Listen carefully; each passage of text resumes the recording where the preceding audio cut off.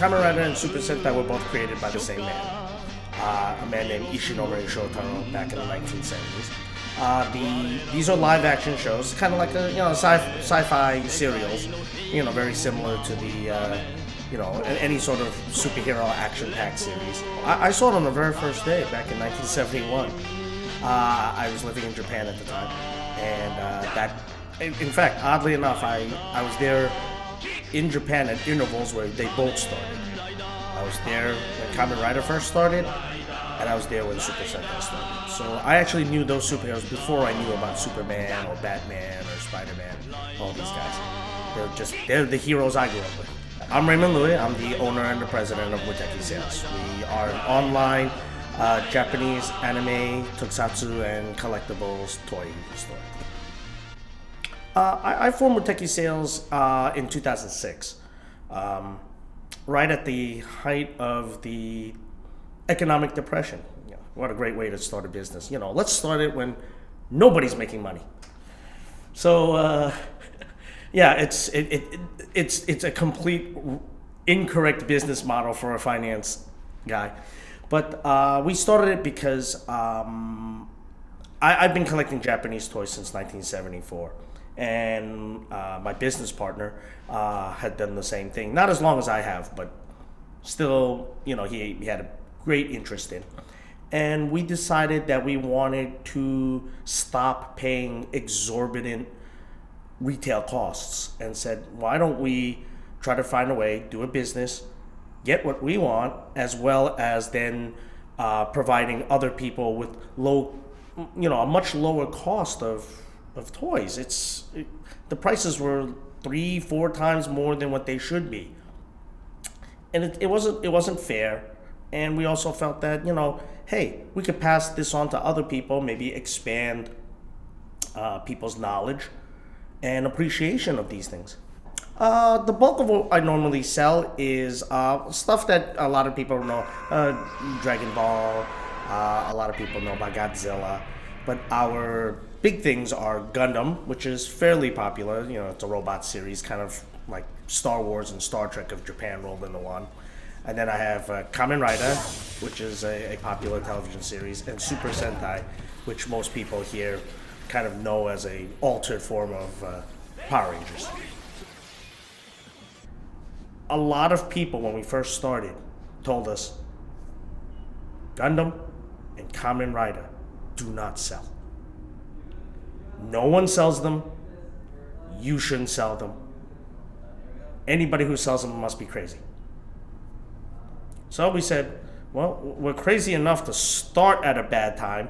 We're crazy enough to jump into the largest hole we could find at the same time. We're gonna go with Kamen Rider and Gundam. And our competitors were like, you're gonna flounder. You're gonna die. The first customer we ever had said, you've got Gundam. And I said, we do? He goes, oh my God, I've been looking for these for years. Next thing you know, 2 shows later, the same people who told us Gundam didn't sell, Kamen Rider didn't sell, lo and behold, look what they brought in. Gundam and Kamen Rider. And we actually as a business kind of reveled in it. We knew we were onto something. I had a vision in mind, and I like what I sell. A lot of places, they don't, a lot of the similar businesses that you asked me about, I don't know if they like what they sell or they know what they sell. They just want to make a buck out of it. I actually like what I sell. All right, who would I see about getting this without?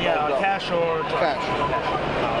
A lot of the customers appreciate that there's a little bit more to it than just me trying to hit somebody over the head with a box and say, buy it. But there's more to it. There's more than just simply selling a toy.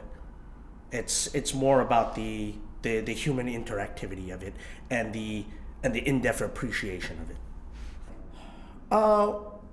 We've had some friction in our business, mainly because we didn't follow a lot of trends. Before we came into the business, other dealers of this sort, they all had this sort of thing where They would all raise their prices accordingly. No one did one thing, sold anything less than the other. No one sold any items different than one another. And there was this prevailing trend of we have to do it this way and this way only. And when we first came in, because we didn't feel that that was the right thing to do to triple or quadruple the cost, we set a fair price, enough for us to earn a profit on the business, but without gouging anybody. And that caused a lot of friction among the established businesses. They were wondering why we were selling stuff for $5, $10, sometimes even $15 less. And we took a lot of personal heat for that. We've been called infamous, irritating, annoying, a lot of "what are you doing?" Who do you think you are? We got a lot of that. And so for I'd say about the first 2 or 3 years of our business, we endured a lot of verbal and possibly personal private flack that we're not aware of. I'll give you the very first one that we kind of knew that something was going on. We were doing the New York Anime Festival, which is a defunct show. Was run by the same people who ran New York Comic Con many years ago. And it was the last day, and there was a slight lull. We left one of our assistants to take over the booth, so my partner and I decided to walk around. We had our badges that said Muteki Sales. And we saw somebody that we knew who used to buy toys from us, and she was at a booth of one of our larger competitors who's still around. And the first thing she said, she was like, "Well, hello, Raymond. It's nice to see you again." I said, "Great." She looks at my badge. She goes, "Oh, no. You're them?" And I'm like, "Them what? What's them?" And she says, "You're the infamous Muteki Sales? You working for them?" I said, "I don't just work for them. I own it." And then they were like, "Oh, our boss says we can't talk to you anymore." And this was a personal friend, somebody I knew outside of this. But the fact that they hated us so much, her boss or whatever, hated us so much that there was a moratorium on not speaking to us. And, from a personal point of view, you're like, you valued your boss's opinion. A business she did not own nor run over some people that we've had dinner together, and it got that bad. And then that's when I realized the negative connotations we had among our direct competitors. So that's probably the safest story I can tell you. There's a lot worse. Sometimes I've seen some businesses that go extremely overboard. Stuff that I would sell for $35, they're selling for $90. And I'm already making a profit on the 35. So if I'm already making profit on the 35, they must, even if they double my price, they're making profit. But then to try to triple it, quadruple it, that's when you break the line between making a living and just outright trying to snooker or bamboozle the customer. And that's not a practice that I enjoy, nor do I condone. I understand you make a profit to keep the business going, to keep your life going. But beyond that, I believe that's rather a dishonorable way of doing things. It's almost like a broken record. I see people, they carry bags of stuff from our competitors. They come on over and they go, "Oh, it's cheaper here." There's nothing I can do. They go, "Can I return it?" I'm like, "No, you got to return it back at the place you bought it from. It's not my responsibility." I always tell people when they see something from us and they all go, "Well, we're not sure whether we want to buy it." I always say the same thing. Walk around. Shop economically. Shop wisely. I would rather have them walk around, compare prices, then come back to me. Maybe they're gonna find it somewhat cheaper. I don't know. So far I haven't, luckily. But I get a lot of people who go, oh, I bought this for $80. I'm like, okay. And then they go, your price over here is $65. I'm like, yes. And they'll go, is it $65 just for the show? I'm like, no, it's $65 always. $65 on our website, $65 on the table. Then they have this look on their faces, and I've seen that look 100 times. Or I get the wonderful thing where there's usually a companion, a mom, a girlfriend, a dad that always goes, see what I told you? Now you've blown all your money. You've got nothing more to spend. Time for us to go home. I feel bad for them, but I can't do anything about it. So you just go, it's best to shop, walk around. We've been approached at shows numerous times about how friendly we are. Our customers always say, hey, it was really fun talking to you. It was fun to be at the booth. We'll definitely come back.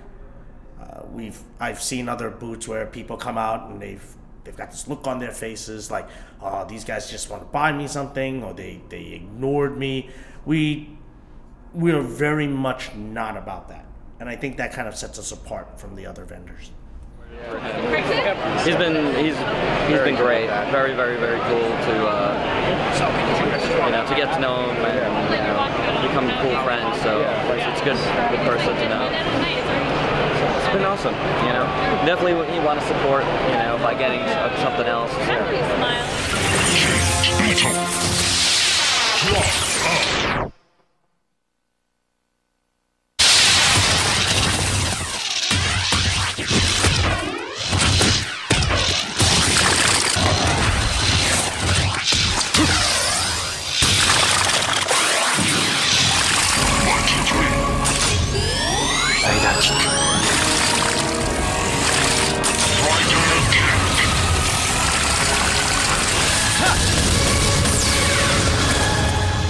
I actually know these characters. I like these characters. And if somebody asks me about a toy, I'm not just going to say, it lights up.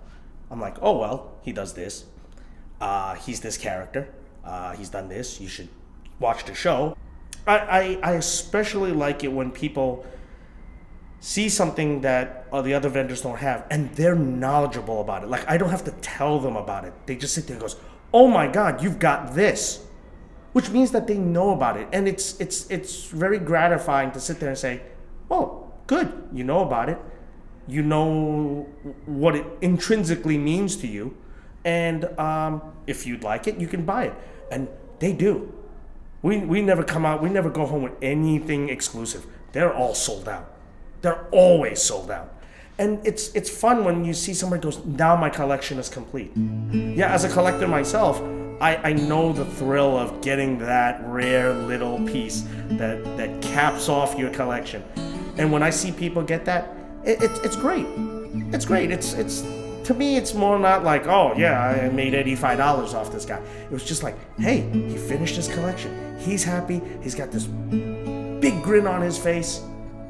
Or the little kid just got what he wanted. It's like, you know what? It's Christmas every day. So it's a good feeling.